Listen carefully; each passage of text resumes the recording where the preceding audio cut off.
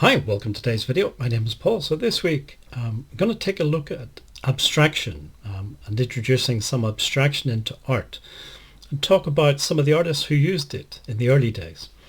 So this is not a video about my artwork, but I am going to illustrate the idea of abstraction using three of my paintings, which you can see on screen. So the first painting on the left is soft pastel painting, and there's not a huge amount of abstraction in there.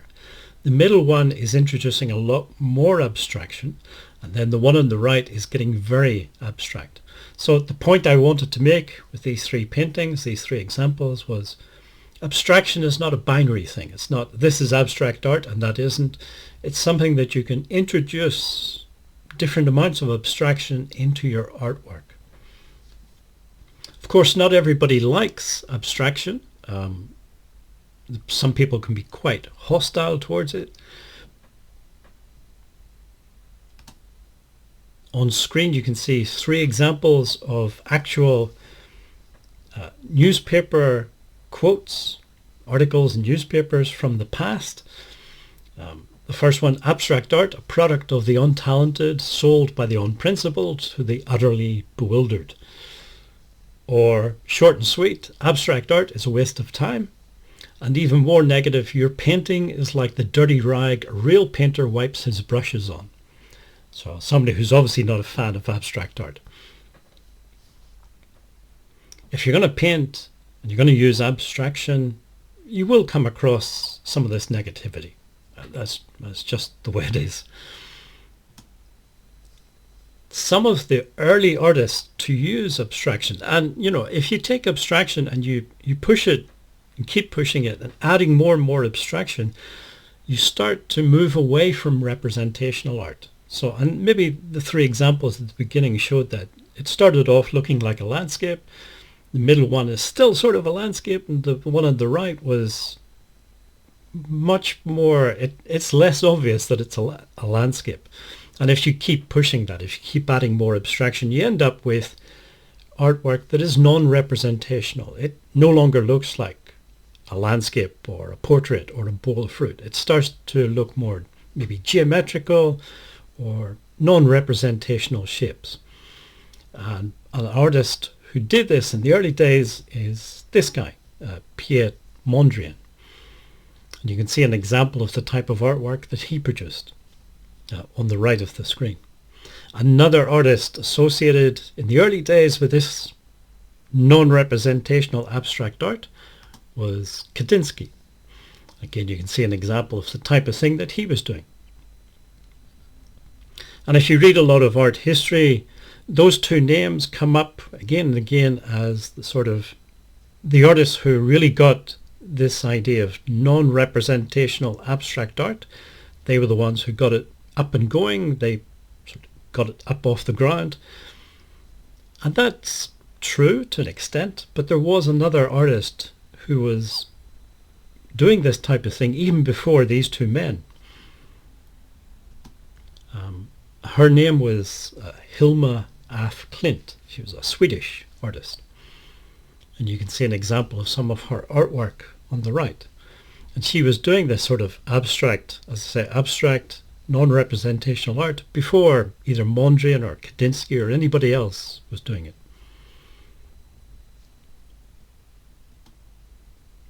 But she remained pretty much unknown for a long time.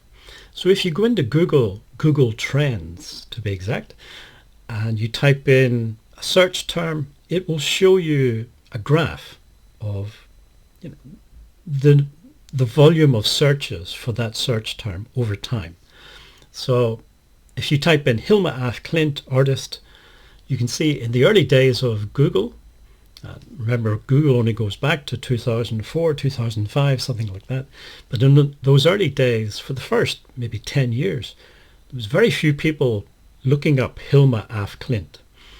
There was very little interest in her as an artist.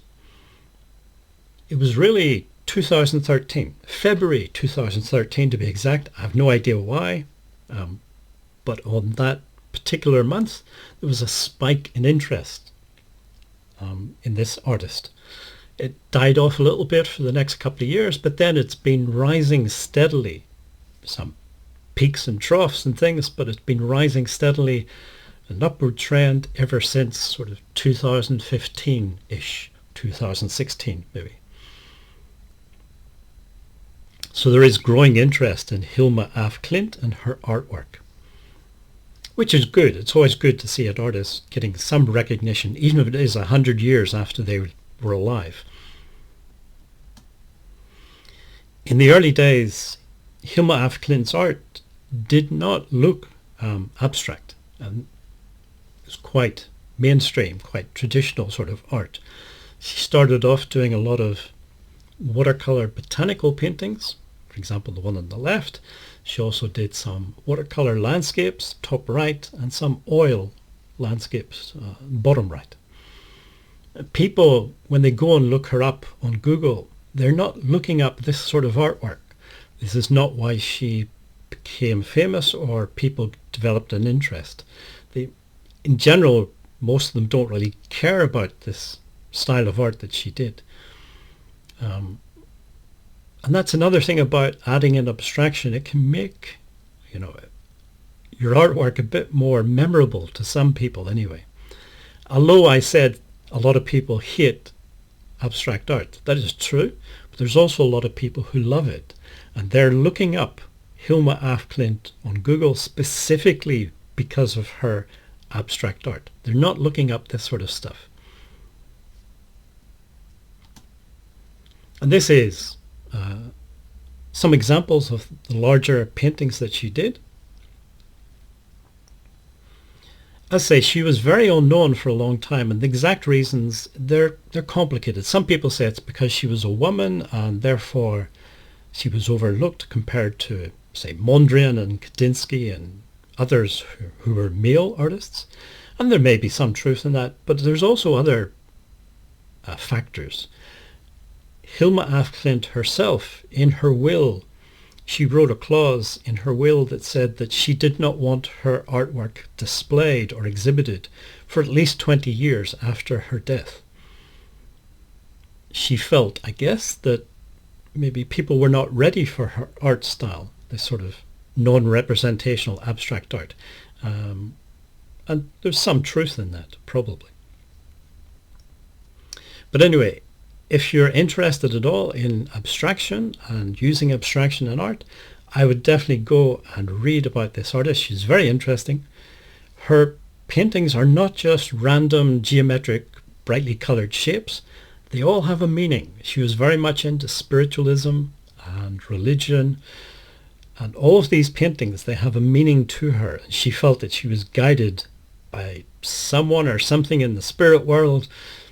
So it's very interesting. I definitely recommend going and reading about her if you have an interest in this sort of art. If you made it this far in the video, thank you for watching and listening, and hopefully see you again in next week's video.